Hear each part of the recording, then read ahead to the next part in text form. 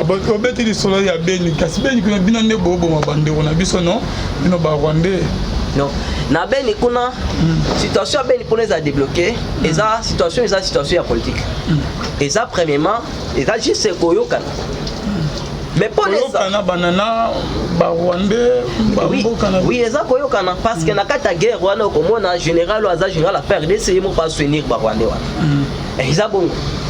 Et là, juste ce qui le signe l'éternel est bien. Parce qu'aujourd'hui, moi je peux avoir le message pour les choses de l'État. Mais au coup, tu as l'indégné. Là, tu as un gouvernement, mais ça part, il y a Moutou, en tant que chef d'État, ou responsabilité, ou décider aux décisions, le gouvernement est bien. Parce que Banagnon, Bazo Salake, Mboka, et s'est retrouvé dans la passe au Tozanango, et Zaninan, Moïse Katumbi, Kabila, FCC, Lamouka, To, Nino Juste, pour nous, nous sommes Moussakol. Oyo, Baosalake Mboka, est bloqué, ti, lelo, on a des coups, Ndekonanga Kabila na Félix excellent mais c'est président Félix Bakabwani basa l'erreur basa ici kamoko et bazo semer blocage pour ce moment et ça bateau tondo kanisa ke bada espoir à Congo. Shalom, shalom, bien-aimés dans le Seigneur. Merci. Na binonyo stubozola na biso de partout. Merci na notre caméraman John Kamande, Oyazasi ma caméra, na pasteur Feza Missi à la bouche autorisée de l'éternel de Pizirique, na Philo Moukoya Motema Bibin, c'est de l'homme de Pilon Pena Maman, Gisèle Loukio Motema Papa, Emmanuel à Boston, na maman na biso Mami Munga Motema Papa, Blaise Munga na Suisse, Bonzambe na Bonzambe, Yesunde Mosuki, si bien aimé dans le Seigneur, Bonzambe na Bonzambe, Lola, Ezo Futa Simanato, Yakobake, Nzamabo Tokwaye, soit pina émission de Toyaminan, nous a toujours connectés, Toyamin de Gomo Boebi est déjà très bien, Tomé Okisana qui Bonzambe, Namaloba, na pourquoi de l'eau, shalom papa. Oui, shalom papa Nangai. Bonne santé. Non, santé Zamala, mon Zamba, Dosala Bolam. Lilo Banabandeko Bazolamba. Oui, nous tenions stock pour l'émission et ensemble après va se manifester, va profiter d'ici Casa. Ok, merci beaucoup. Message nous mais sur la pourquoi de l'eau. Vraiment message ils allaient ma vraiment sangomala mon auteur a toujours côté et pas banaza. Et pas Nzambe toujours na cadre informé et bando bazo dans biso aux amosakoli aux ali prophètes programme ne besoin dans micro dans l'église. Le programme école est en église tous un thème na biso partager et sali la délivrance des mariages. Parce que ma bota est belée de se rendre compte qu'ils ont un conflit, un problème, mais pourquoi baza non délivré. Il y a une église pour que thème pour intitulé délivrance au mariage. Ça thème tout partagé. Moi mon bimbo il peut te clôturer on a séminaire il y a 4 jours de pénopé ce programme là. OK, na azali orateur.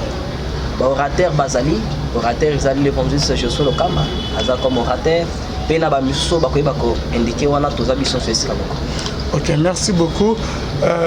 Prophète Enoch, oyena émission na biso ya lelo par rapport ya mboka boyaka ko bakenza talisinga nzamba lobibo nzamba lobibo et le hôtel ya nini ko mabozo pesa ba prophétie. Alors par rapport na mboka na biso nzamba lobibo le moté par rapport na nyonso zo se passer na mboka koto gouvernement zo bimate koto bandero bazo kufa koto politique koto Kabila koto Moïse Katumbi aussi c'est nzamba lobini oracle de l'éternel les atena makambo etali mboka.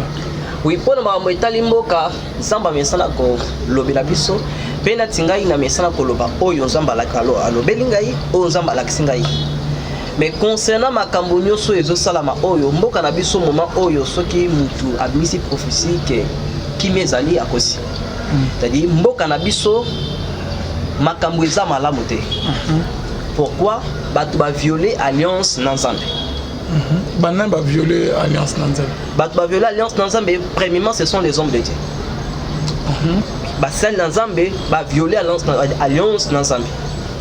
Il y a un mboka ezo mo makambo so. Mboka eza na flou parce que batu nge ba éclairer mboka eza ba celle Nanzambe parce que bango ndesko ba premièrement ba violer alliance bangwana.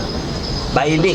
Donc ba aîné ba violer alliance Nanzambe, ba violer alliance Nanzambe. Deuxièmement les sous mon konzamboka azali azaki libosote na kolobaki mo konzamboka avant azalaki chrétien pire chrétien, mais aujourd'hui, ma cambe bébé. Comment ça? Oui, c'est-à-dire, les loyaux, parce que la Bible est intercité pour la constitution, mais mon condamboka ndenga zaki liboso ndenga azali les différents. Comment? Bateau, parce que le problème c'est quoi? Omoni soki lilala ya mabe et c'est ce que mona lilala malamu suka suka ya malamu ya mabe ekoyeba ko détruire o ya malamu ekopola. Bateau bazali zinga na président, bateau wana bakotise bisika ndenge na ndenge soit disant pour luka protection. Et aujourd'hui le président de la République son excellence a kokota prière à 3 jours à Sambilanza m'a répondre. Là c'est vous qui le dites hein. Sans assez répondre. Yo et bien on est. Le benga ne bandi je suis prophète. Alors pour Namboka Nabiso et qui réussir malamu, il faut aussi la Bible des chroniques. Si mon peuple est certain avec mon nom simile, les amis sont tous similés, bisant tous allés, tout ce qui se contredire, tout ce la miséricorde, tout se repentir, tout ce la droiture. Parce que y en a des professeurs bozo pesa, les alliés au beau pesa, les apôtres au koluka ke bachabino ka, to bozo c'est l'anzame to koluka base fixé. C'est comme si que beaucoup de gens net que bachabino ka bozo luka, ba profit na bino moko ke yanzambe. Détournons chapitre 18 verset 20. Bible BT. Mais les prophètes qui aura l'audace de dire à mon nom une parole que je n'aurais point recommandé sera puni de mort. Mais c'est ce que vous faites, non? Ok. Moutuloko langai. Ok. Non. Moutuloko langai. Jamais na koko ya liboso bandeko soit na ke devant mon condamnement soit na kwa pina ko ma message et koko CP ça y est. Message ko décourager message moi mabe c'est longai non.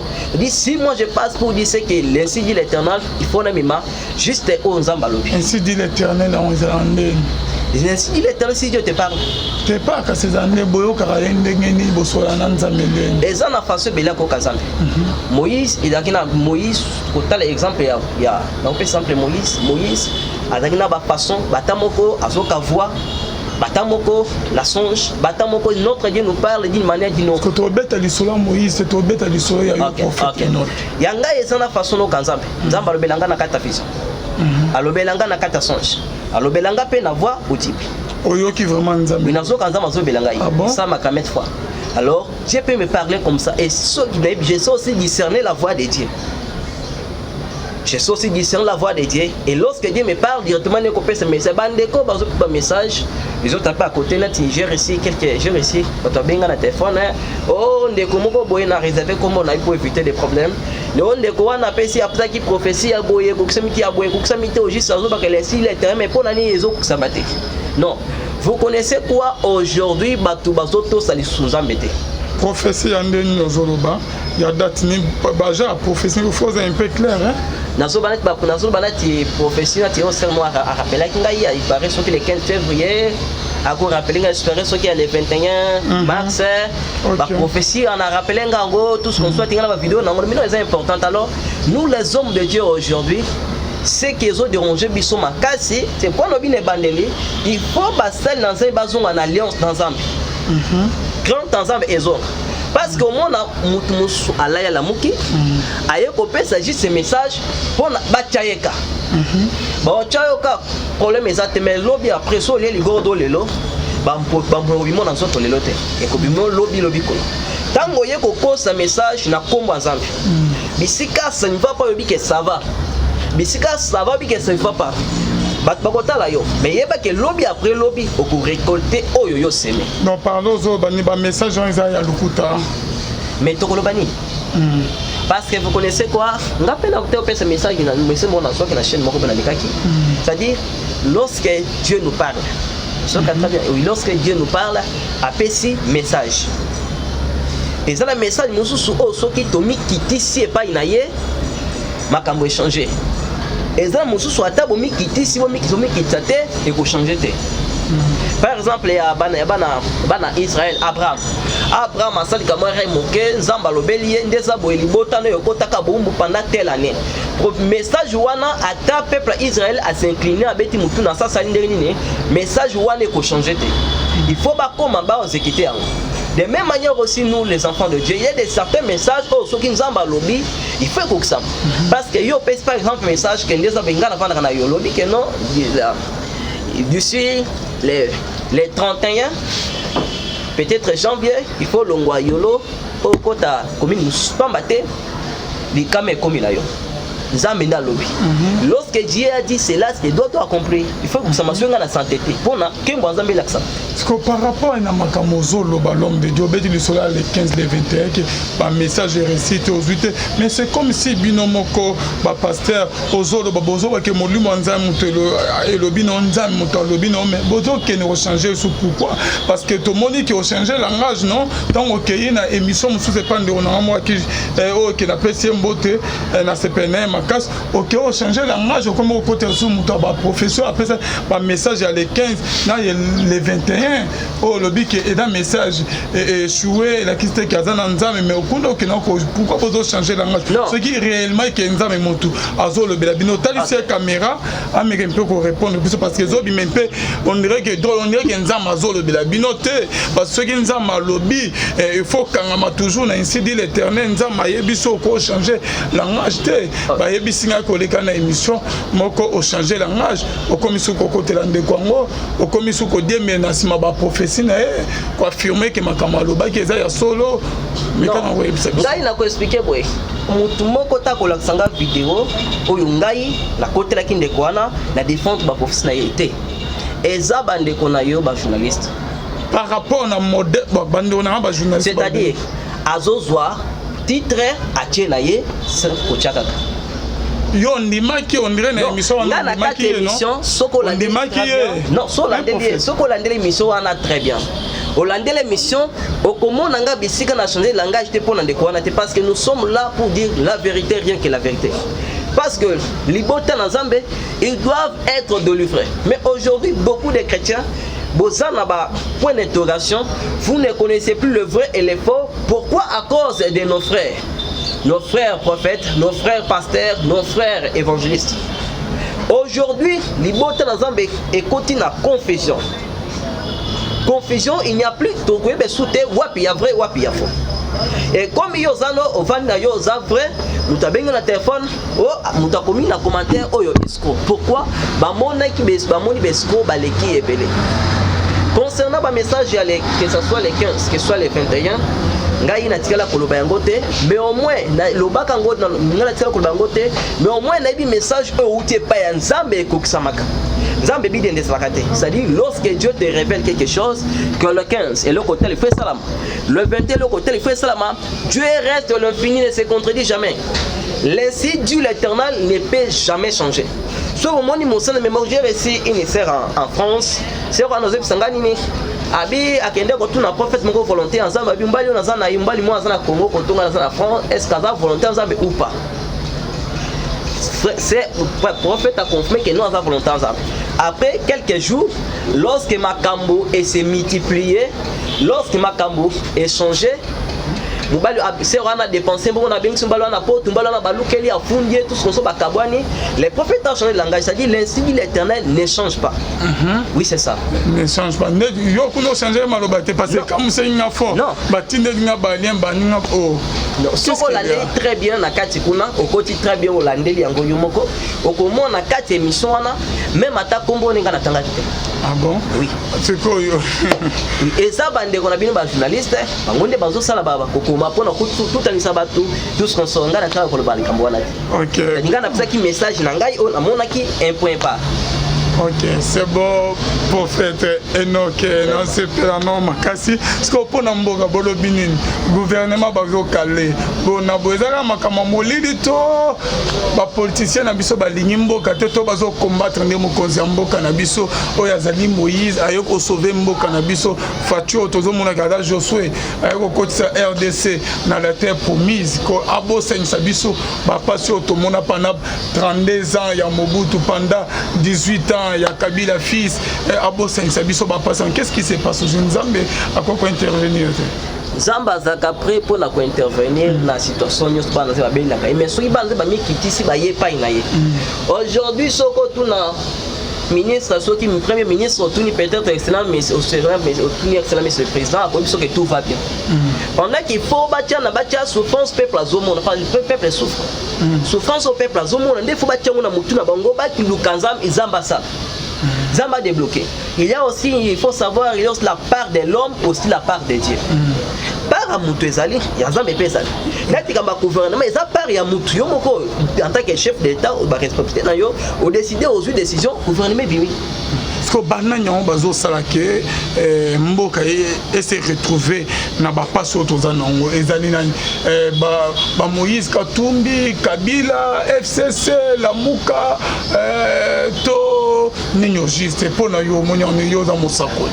Ba oyo ba osala ke Mboka ezala bloqué ti lelo ona ba ndeko bazo ba keno ndeko nanga Kabila na Félix excellent monsieur président Félix Bakabwani ba sala erreur. Baza esika moko.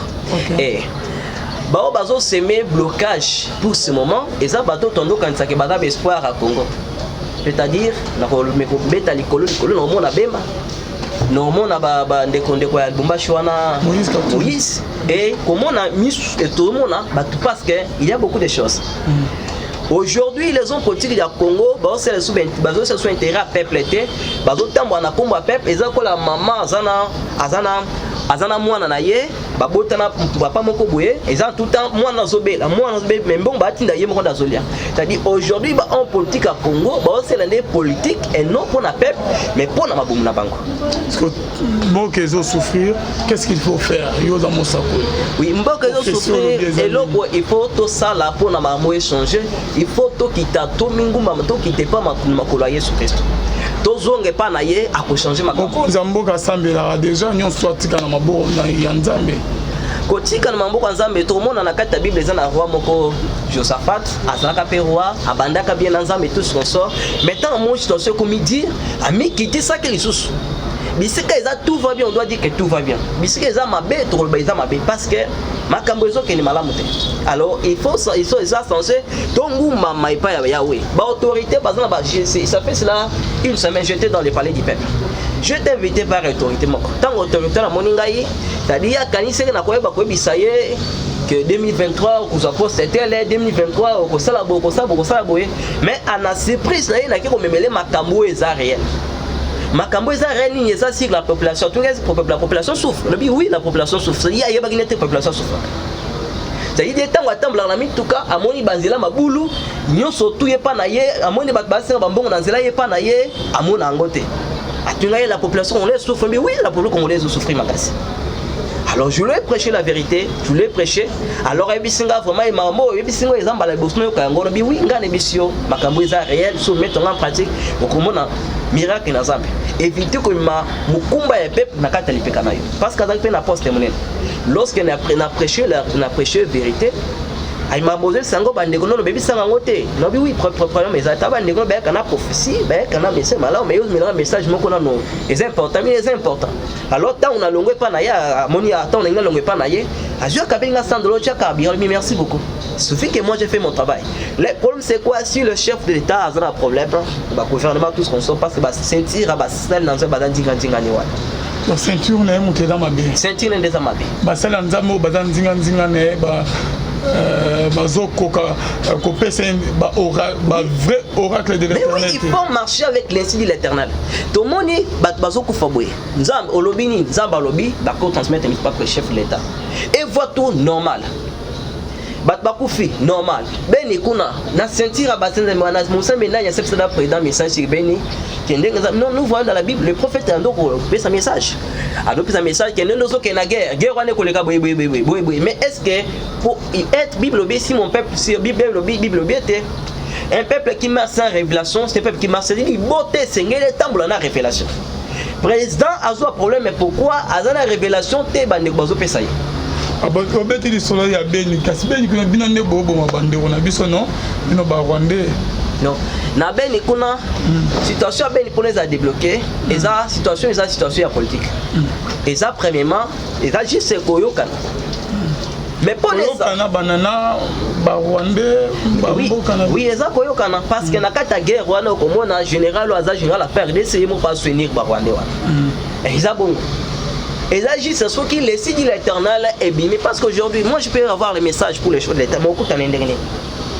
ce sont bateaux sentir à bassin bazan dinga dinga ne wana. Qu'est-ce que message yo ozoye da vraiment message ko te pas nankolo et la vrai OK ça la que etam sama ko mboka na biso na monaka message moko pona chef l'état vana comme chef l'état na pesa ka message na kenda tant makambo ezana boum bezana complication bazo douter na no sérieux na pesa message na chaîne moko boye exhortation TV na pesa message no bike batu mingi bazo lo bake mutu tel ko bien mutu mais je vous dis vous avez mutu boza surpris mutu ko bimaza président Tshisekedi na mona ki on dernier na mona ki na konaki na pays mo Afrique na pays mo Afrique ba komi na pancarte na bango président Tshisekedi qui montre que Yinda est qui président na bac pour lui sans que président na bino zoya le président biso na balance ka pancarte bien wana tant on a la mouki na kena bani ko publier le bi que mutu la président et ça c'est que président c'est pas comme un président c'est-à-dire Dieu nous révèle vous connaissez l'effort que nous les jeunes serviteurs de Dieu génération tout ça là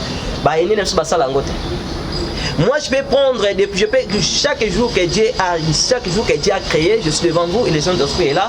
Chaque jour que je dors dans les salons et je prie du Kobanda 0 RT peut-être 4 à 5 heures dans 4 prières. Mais on va si on a besoin de Dieu va parler à la banane.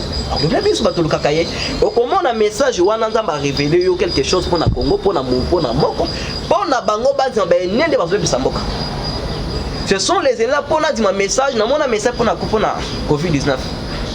Là, nous écoutons dans le message. Considérer que c'était pas des jeunes serviteurs, c'était toujours des aînés. Pour le bel message que namoni makamo est flou, namoni batbazo tchaba bibelamba na solo et vraiment mboki ville zaki au kauka non. Ça c'est juste des illusions. Vous connaissez, c'est toujours comme ça. Vous devrez beaucoup plus imaginer tout. Mais après coronavirus c'est quoi? Soit qui va un message wana na bato sa message wana bazongo na baso ba considérer mais le sambeli mais le coronavirus c'est-à-dire beaucoup de situations comme en mboka c'est qui bazo trahir mboka ce sont les aînés sentir la présidence ce sont les aînés quelqu'un oh ba comme na bango ezali un il ne cherche plus Dieu deux nazala message moko na réservé comme on a ya zape mutu munene na zabe église belé na message na kolia na moni bachelie mulangi ya Muscador na moni pe bachenga ya ngai pepe mimi nabi non ngana melako tabia balongoli babiro melani ya biolanga secret nabi apa pomela pa oui na melaka na problème était mais Muscador soko meli Muscador bachina katwana ba vote okolanga alors qui montre légalement mais so monya zo pela na te vobi que non celui-ci dort auprès de Dieu mais ne marche plus dans la crainte de Dieu. Les hommes de Dieu ont violé l'alliance. Ils ont appelé ici Masanga Bango Bazomila, Bazo défendre. À défendre que je vois que non, ça c'est juste les vins. Les vins, même dans la Bible, le Seigneur nous avait transformé les vins et c'est pas un problème. Mais alors, beaucoup plus de choses, les hommes de Dieu bazongi na makola yawete. Et c'est pourquoi il y a chaque jour les taux de faux prophètes et zo matasi. Pour les plus grandes solutions na biso ezaya. Tous na makola yawe ko implorer miséricorde na ye, zamba ko se manifester. Zamba ko se manifester. Donc, solution ezaka ke tozo na maboko nzambe. Solution ezali première solution ali to tamba na crainte en Nzambe. To tamba na crainte en Nzambe. Et en plus, tout le monde a makolo Yahweh. Parce que même les chefs de l'État, ils ont la confusion. Confusion dans le il y a bassin dans Nzambe. Aujourd'hui, chef de l'État a remis de consulter Batou comment l'objet cause mais pendant qu'il y a des hommes de Dieu. Comment cause parce que ils ont la confusion zoé baté à qui wapi asuka wapi. Aujourd'hui, à comment manipulé par les gens pourquoi les hommes de Dieu n'ont pas l'insi de l'Éternel. Parce qu'ils avaient l'insi de l'Éternel, ils devraient prier Dieu. C'est comme on a un discours sur l'État, les cacazo, tâtonné, totale évolution, coronavirus, total, mais s'il y avait des vrais hommes de Dieu, ils sentir mais les hommes ont révélé, ils ont fait un message, mais les mots qu'ils ont tant la malade, mais les problèmes ils ont combattu. Et ce qui peut aujourd'hui aussi, niveau, il y a des faux prophètes, ils ont maté, niveau, il y a des faux pasteurs, ils ont maté, c'est à cause des aînés, les aînés qui ont détruit ce pays. Les aînés, les hommes de Dieu. Oh, bah, qu'on aurait tant à moi. Yo, ozo, bah, que bah, aîné, bah, pasteur, bah, détruit mboka, mais, tindé que gouverner, zo, bimaté, et d'après, bah, pasteur, et d'après, bah, bandé, ou moussous, y a bah, politicien, non? Oui, au moins, bah, politicien, y'a ce toit, bah, pasteur, bah, bah, père spirituel, bah. Dès que nous avons un téléphone, j'ai quelques députés, bien papa. Parce que ceux qui ont un conseil, un père spirituel, pourquoi qu'on attribue président Kao y a église, pourquoi attribuer en église et Kao Yambo qu'on attribue en église. Non, vous connaissez, nous les hommes de Dieu, nous sommes la lumière du monde. nous sommes censés éclairer Mbo. Ils sont basés dans la confusion. Biso Seigneur Totian Paul. Si les hommes de Dieu, les hommes de Dieu, qui ont un président de la République, soit comme les messages, parce que le président de la République, bien qu'il est présent, mais il y a de certains côtés, pas homme de Dieu, il y a se confier pas. Il faut avant d'akazo kabango. Soit que les baptêmes qui tolimo comme malamu comment les critiques et na kata situation au ning islami na Bible islam parce que toutes les situations toujours traversées les cas déjà dans kata Bible. Soit ba mêler référence mon roi tel a salaka ni na étape a salaka boya sali boye pas sali abo à cause de solution. Parce que nous avons mon capet même solution te revenir avant moi je reviendrai à vous mais personne ne revient. Vraiment d'accord le bon vraiment. Merci beaucoup. Est-ce que vous avez parce que vous avez un poste dans le prophète au Sakola, tous oracle, solution qu'est-ce qu'il faut faire pour que le cannabis soit un peu et tamoula, et singeli. Oui, et là, il y a tout et singeli tout ça là, et ça dit que tamoula, mingi en akanta zambe. Des tôles de la toka écoute en zambe. Et non, écoute nabiso. Et non, tout le gâteau qui écoute en Zambie, pour l'amborer que les bossos, tout le gâteau qui écoute en Zambie, qu'est-ce que Dieu a dit, qu'est-ce que Dieu veut. Parce que au moins, l'église est belé bouillé, tout ce qu'on sort, tous les amants, tout le temps, on a bouillé, sans que tous les écoutent en Zambie. Nous sommes censés écouter en Zambie et Zambie se manifester. Merci beaucoup, prophète Enoch. Toujours dans le cadre de l'émission, on a des techniciens, des monteurs, il y a solo aux appels rwandais. Par rapport à le Belinayo, ba montagne na ba benga yeke non wana za Rwanda pe solo route pour nos Rwanda. Ah ngana banku tata contre ça. Ah bon? Oui baza bande ko na biso. Ba o bazo kanisa ke za Rwanda batika na bango Rwanda te. Wana to wanga ni na nationalité non. Jamais na ko wanga nationalité te. Ata nazra Rwanda ngelo banaza Rwanda. Mais ça eza makanisi ya bato bazo kanisa. Vraiment, merci beaucoup. Au lobby, alors, Mosapoli, message n'a pas aussi cette émission. Oui, message, non, semble la pour la bande, ensemble, et puis, mais la exoté, aussi, l'importance de la thème, n'a pas partager l'église. Monsieur Évangile Marana. Et ça, la délivrance aussi, les mariages. Aujourd'hui, beaucoup de foyers, ma pas les obéis. Pourquoi? C'est parce que nous ne sommes pas délivrés. Au moins, ceux qui papa côté incompréhension, maman il faut côté compréhension. On a un c'est mon colobi à benga parti à ceux qui Suisse, non France, c'est un épicerie que chaque jour papa te soigne. Puis au moins le robot soigne et banate. Au moins ceux qui au moins te soigne que c'est ce qu'on a tout papa te soigne les niños. Kabinga penebité, nga penebité, c'est maman yebité, yé pas yebité, mais bazo soigne. Alors tout ça c'est parce qu'ils ne sont pas délivrés. Souhait ensemble ezali na kata libala na kata libota batu baza délivré batu va vivre paisible et reste. Sozomo na kata couple la bino que soit les alliés et ba divorce tout ce qu'on sait c'est parce que vous n'êtes pas délivrés. Vous devrez être délivrés parce que yo moi ou peut-être n'est pas la bino qu'on a 12 démons na yo bando combattre. Il y en a quelques personnes bazo combattre. On va pas autant temps boyebo sangani. Pour n'avoir esprit ou ne vendre des sikamoko, pour n'avoir vendre bien, vous devrez passer par la délivrance. C'est pourquoi dans notre église, on a fixé la délivrance du mariage. Il faut mariage nabino que ce soit fiançailles et ça la délivrer pour une obika vie paisible et heureuse. C'est pourquoi on a ceux qui les bottes les a délivrés pour que les bosses banamino bakozo qui ndokité banamino bakozo makame minute. Aujourd'hui ma botte est belle et zo makama j'ai réussi seulement benga et 5 passe dans mon thème vie. Moi naza na 5 ans mais depuis bota maliakate. Oh aliakate mais vivre en ndenge nini? Oh mais la carte batina ba miliki. Comment ça? Abi aliakate alobakate atambolakate moi na 5 ans. Pourquoi les bota wana ezaki non délivré? Parce que les bota za délivré boto ça les prières ya ko bomba libota vous allez comprendre que accident mon côté et ko ba ko sala. Nyo surtout e ko sala nzamba ko ba ko se matcha ko protéger par libota na bino ezui délivrance et pas Yahweh. Donc, délivrance, est-ce que les chrétiens peuvent avoir délivrance? Oui, il y a des faux chrétiens aussi, des vrais chrétiens. Ah bon, parce que tout le monde en a mis dans l'église. Fidèle, il y a une église, ça m'a déjà. Mais tout le monde a chassé des mots, tout le monde a lien, est-ce que. Donc ça, il a mis Jésus-Christ comme Seigneur et Sauveur. Adara on a posé qu'il y a toujours la délivrance. Jésus a apprécié une solution totalité. Il faut la délivrance pour la ligne. Lui, le but de Mkanda, un genre, c'est celui qui est de Dieu ne pêche pas. parmi bato bafinga biso na bakomona comme tali commentaire moko moni babandi bien comme pasteur soki nani wana na fingi na commentaire afingi moninga ne pasteur omoni kumbe bandi prophète soki nani mais otali commentaire ka seka le bata que gloire à Dieu amen que Dieu soit loué mais omoni afingi na commentaire ce sont beaucoup de chrétiens sont les chrétiens non de lui frère et ennemi aza na kat na biso tango ennemi azali dès que omoni moko ba semence ya ennemi directement c'est nous langue de délivrance soki Pierre nzamba zebisa était Pierre aujourd'hui Satan te réclamé.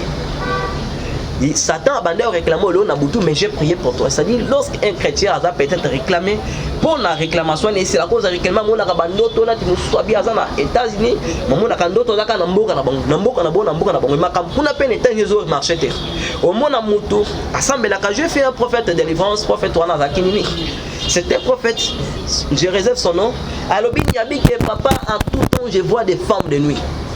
Des femmes de nuit, na sali jeune et simité. Je vois des femmes de nuit. Na sali prière et simité des femmes de nuit. Na Bible mi bambi na mutu. Vite, azuma na ka femme de nuit. Na ça qui délivrance na intendance. C'est-à-dire lorsque les chrétiens a se retrouvé bloqué quelque part, na kota verset moko. Vas-y.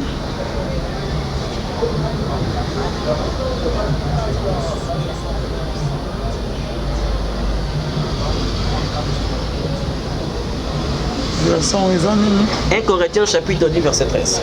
Okay. Aucune tentation ne vous est survenue qui n'ait été humaine. Et Dieu qui est fidèle ne permettra pas que vous soyez tentés au-delà de vos forces. Mais avec la tentation, il préparera aussi les moyens d'en sortir, la supporter. C'est-à-dire beaucoup plus de tentations au bakate ba se retrouver na bazuma banzambe mukumba et ça nzambe. Et ça ya Satan na ba démon pourquoi démon contre na nzota mutu yo fungo les portes. Créateur to fungo la porte va penser ya fungo la porte na kati ya kostonga na kati masumu na kati ya kofinga ba porte zo fungo masoki porte funga mi démon akoti na kati nzota na vie na yo abandi kokomisa dire. Ba misu ce sont les bâtiments qui par Bible betele un temps où l'homme domine sur l'homme pour le rendre malheureux. Au moins na mutu moko na kati ya libota na tinendo sa défense na moko na commune na mboko na koto na monga fula. Ndeko sala défense kuna libota moko boye Satan siège c'est-à-dire ba bloquer ba resaka te. Bana papa kulu ne bakendaka liboso ya papa lek bakendaka liboso te. Papa lek bazo souffrir mais bana papa kulu bazo kende liboso. Il ba sala changement. Alors dès que moi dans un service na kaya bongo il faut passer la délivrance pour la vie na yo funga. Pamba te okobanda tu ko bakay oui c'est la volonté de volonté ensemble ezate que yo souffrir. Volonté de ezate que yo mona passe. Volonté de ezate yo que ne soki bapina ko témoignage ya ndeko nanga tozana un certain jour à bien quelque part na kena kote na kata mutu kanaye poso bimezla kite ta on a bimi no bike non nzambe ba na uta avant na kota na mutu kane na uta kina ba moto ti na kena kite na kota mutu kane to soli melo ko moboye alors ta on a zongi na bi non ça c'est pas la vie. Hier na kata mutu kane na koti ya zana mutu ka bien mais comment c'est ngala ko ba no moto ba ni je dois prier. Je vis ça anormal. Alors lorsque Dieu priait, Dieu aussi m'a fait grâce. C'est-à-dire situations ont traversé tant qu'on ont normalisé yango on a toujours capable bloquer. Zambe soué na yeza te yo nyoka. Zambe soué na yeza te ko souffrir. Zambe soué na yeza que moi dans Zambe a une vie paisible et heureuse dans sa moto. Ce qui tentation comme lion directement il faut vraiment bon sa possibilité moko yo bima na tentation parce que moi aussi j'ai passé dans des tentations. Mais avec ces tentations na mado bon sa possibilité na bimi na tentation mais yo tentation no soko se retrouver. Ola taka bandota mabe yo zaka ko mona ngo normal. Ola taka bablo mona ka normal vie zo récite mona ka normal ozo zo mbongo to mona ka normal ibala ba divorce ba fiance bazo yo so mona ngo normal que oui ezana mabongo sanzambe non c'est faux mabongo sanzambe ezateke muto nyoka. Mabongo ezateke muto akende soko mabongo sanzambe eza muto a réussir. Il veut vivre paisible et heureuse dans ta vie là vraiment na ko mabongo. Merci beaucoup l'homme de Dieu. To commis vraiment presque na sur la émission na biso pour ko suki ça. On a ligne vraiment tout son maï matalimbo katema yoza prophète. Olobi ke ba oyo bazo sala ke mboke ke ne liboso te bazo freiner mboka. Ezaya Moïse Katumbi na Jean-Pierre. Donc Kabila te Silisana. Kabila te Paul Kagame te yo Monica ke Moïse Katumbi na Jean-Pierre. Oui, bateau et bazo freiner aujourd'hui moment tozali boka ekeni bosote et ça bande ko ne biso wana. Kabila yena ndeko Félix secret de excellent monsieur président Félix secret basé le komoko. Basé na bango isika moko. Sauf que ndeko Kabila nda cédé na ye mabloko nyonso tout epa ya ndeko Félix pour ndeko Félix ye moko abunda nango parce mona ki nyonso bandoko ya kana épaule na ye moko azosala blocage te oui ye nde moto non ya sali blocage te ye amonaki bato balokanisaka non ye na ndeko Kabila na excellent monsieur président Félix baza conflit basala erreur baza mona conflit te baza malamu mais atikeli nde batache nyonso tout mpona likambo ekoma esu ne pa na ye te alors c'est juste ça bon Fayulu ah ndeko Fayulu vraiment naza likambo oloba te mpona ye. Ok, c'est la fin de notre émission. On peut ici votre numéro de contact.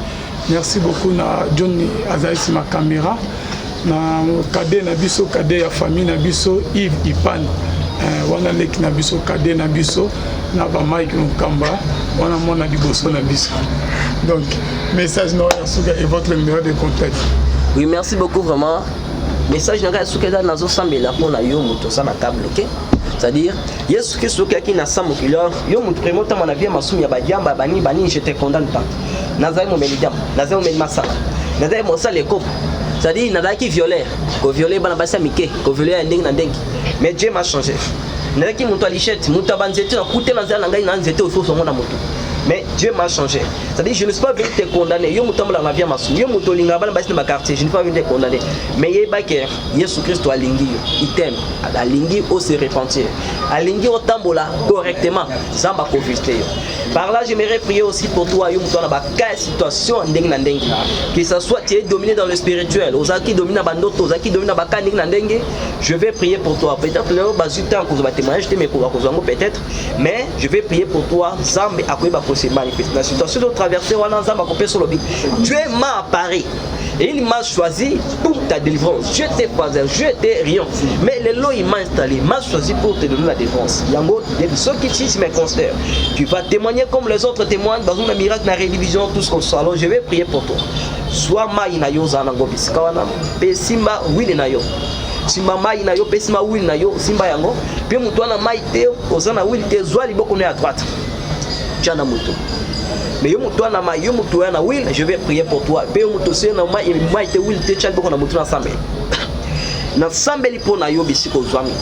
Au nom puissant de Jésus.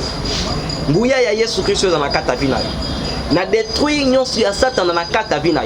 Na rendre yango ni leçon de fait au nom de Jésus. Yo muto simba ki mai. Mayo simba ki wana. Elongo mai sem e komi kis ya malade zopé. Et commis le sang de Jésus. Ce qui juste au Meliango et qui dans autres yo mo la délivrance. Na combo na yes au nom puissant de Jésus. Yo moto simba ki mai. Mai wana a changé mon abaxango deux onctions. Oui ensemble accompagner utilisation nyonso ko utilisation tout le au na miracle au nom de Jésus. Yo moto simba ki oui.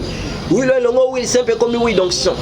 Donc, utiliser un mot miracle dans âme. Au monde miracle dans âme. Au nom de Jésus. Ce que je te le donne. On donne que ce qu'on a. Le Dieu qui va apparaître, qui m'a choisi pour te démontrer, qui t'a accompagné. Au aussi, mais oui. Au monde miracle. N'a pas si que nous sommes. Attends, d'autres nous tomber, mais d'autres nous changé. N'a combo na Yesu Christ. Yo muto chakeli boko na mutu na sameli po na yo. Yo boko elongo e komi ensemble. Visitation et ça partage na yo na combo na Yesu Christ. Au nom puissant de Jésus Christ. Amen. Numéro nanga ezali plus 243 89 75 20 566 plus 243 89 75 20 566. C'est le simple prophète Enoch qui a église Mission Évangile Maranatha na Yolo Sud. Merci beaucoup, que Dieu soit avec vous. Merci beaucoup. Na kena kote na kata mutu kanaye poso bimezla kite ta on abimi no bike non zambe ba na uta avant na kota na mutu kanaye na uta kina ba mototi na kena kite na kota mutu kanaye to soli melo ko moboye. Alors ta on azongi na bi non ça c'est pas la vie. Hier nakata mutuka na koti yazana mutuka bien mais comment c'est là comme dans moto bani je dois prier. Je vis ça anormal. Alors lorsque Dieu priait, Dieu aussi m'a fait grâce. C'est-à-dire situations ont traversé tant qu'on ont normalisé yango on a toujours capable bloqué. Zambe soué na yeza te yo nyoka. Zambe soué na yeza te ko souffrir. Zambe soué na yeza que moi na zambe a une vie paisible et heureuse na samuki. soit qui tentation comme lui directement il faut avoir sa possibilité moi yo bima na tentation parce que moi aussi j'ai passé dans des tentations mais avec ces tentations na mando sa possibilité na bimi na tentation mais yo tentation no soko se retrouver ola taka bandota mabe yo saka ko mona ngo normal olo taka bablo mona ka normal vie zo réussite to mona ka normal ozo zo mbongo to mona ka normal libala ba divorce ba fiance bazo yo so mona ngo normal que oui ezana mabongo sanzambe non c'est faux mabongo sanzambe ezateke muto nyoka mabongo sanzambe ezateke muto akende soko mabongo sanzambe eza muto a réussir il veut vivre paisible et heureuse dans ta vie na vraiment na ko mabongo. Merci beaucoup l'homme de Dieu. To commis vraiment presque na suga émission na biso pour ko sugisa lo na linya vraiment to so mai matalimbo katema yoza prophète olobi ke ba oyo bazo sala ke mboke ke ne liboso te bazo freiner mboka ezaya Moïse Katumbi na Jean-Pierre donc Kabila te Silisana Kabila te Paul Kagame te yo Monica ke Moïse Katumbi na Jean-Pierre. Oui, bateau et bazo freiner aujourd'hui moment tozali boka ekeni bosote et ça bande ko nebiso wana Kabila yena ndeko Félix secret de excellent monsieur président Félix secret basé le komoko basé na bango isika moko sauf que ndeko Kabila nda cédé na ye mabloko nyonso tout et pas ya ndeko Félix pour ndeko Félix ye moko abunda nango parce mona ki nyonso bandoko ya kana épaule na ye moko zo sala blocage te oui yende muta non ya ça les blocage te ye amona ki batbalo kanisa ke non ye na ndeko Kabila na excellent monsieur président Félix baza conflit basa les rêves baza mona conflit te baza malade mais atikeli nde batache nyonso tout pona likambo comme sous ne pas na yete alors c'est juste ça bon Fayulu ah ndeko Fayulu vraiment nazali kama le baté pona ye. OK, c'est la fin de notre émission. On peut suivre votre numéro de contact. Merci beaucoup na Johnny Azaïs ma caméra na kade na biso kade ya famille na biso Yves Ipan wana lek na biso kade na biso na ba Mike Mukamba wana mona liboso na biso donc message na ya suka et votre numéro de contact. Oui, merci beaucoup vraiment. Message na suka da nazo sambela pona yo moto sana table OK. C'est-à-dire Yesu Kristo qui na samu kilo yo mutu remota mana via masumi ya bajamba bani je te condamne pas. Nazai mo melidam, nazai mo melmasa. Nazai mo sale ko. C'est-à-dire nazai qui violeur, ko violer bana basa mike, ko violer ndenge na ndenge.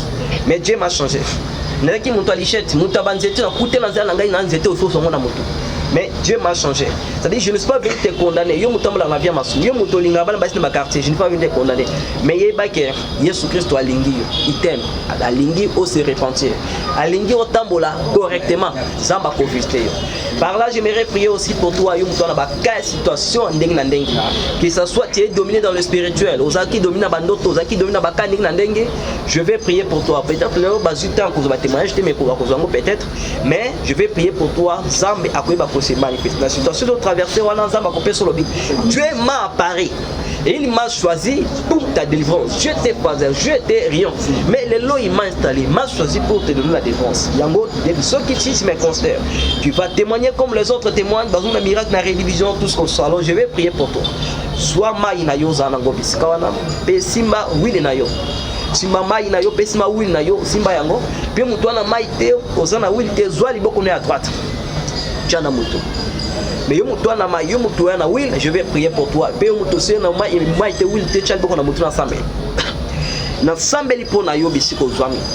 Au nom puissant de Jésus. Ngouya ya Yesu Christ dans la kata vina. Na détruire nyonso ya Satan dans la kata vina yo. Na rendre yango ni leçon de fait au nom de Jésus. Yo moto simba ki mai. Mayo simba ki wana. Elongo mai sem e komi kis ya malade zopé. Et commis le sang de Jésus. Ce qui juste au Meliango et qui dans autres yo mo la délivrance. Na combo na Yesu au nom puissant de Jésus. Yo moto simba ki mai. Mai wana a changé mon abaxango deux onctions. Oui ensemble accompagner utilisation nyonso ko utilisation tout le au na miracle au nom de Jésus. Yo moto simba ki oui. Oui le longo oui simple comme oui d'onction. Donc, utiliser un gros mot miracle dans l'âme. Au monde miracle dans l'âme. Au nom de Jésus. Ce que je te le donne. On donne que ce qu'on a. Le Dieu qui peut apparaître, qui m'a choisi pour te démontrer, qui t'a accompagné. Au aussi, mais oui. Au monde miracle. N'a pas si que nous sommes. Attends, d'autres n'ont tombé, mais d'autres n'ont changé. N'a combo na Yesu Christ. Yo muto chakeli boko na mutu na sameli po na yo. No boko elongo e komi ensemble. Visitation et ça partage na yo na combo na Yesu Christ. Au nom puissant de Jésus Christ. Amen. Numéro nanga ezali plus 243 89 75 20 566 plus 243 89 75 20 566. C'est le simple prophète Enoch qui a église Mission Évangile Maranatha na Yolo Sud. Merci beaucoup, que Dieu soit avec vous. Merci beaucoup.